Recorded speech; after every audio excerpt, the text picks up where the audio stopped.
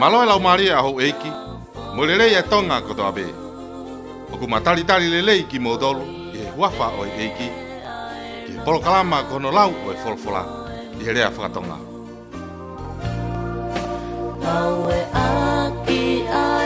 Koe tata puko tuhulu, ke kulaka ma mama ka wala.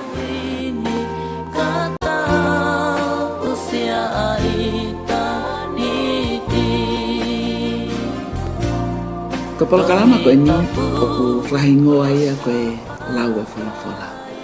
Ko visone ni na mamao. Ke lau le olahi e folfola ke fonua. Pa ko fa ampe ke u whakamaho ingai.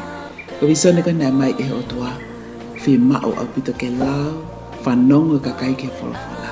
He koe mo ui angai. Neonga pe tau tui whakaistiani. Ka ko pao ke mga tu ungai e folfola e otua.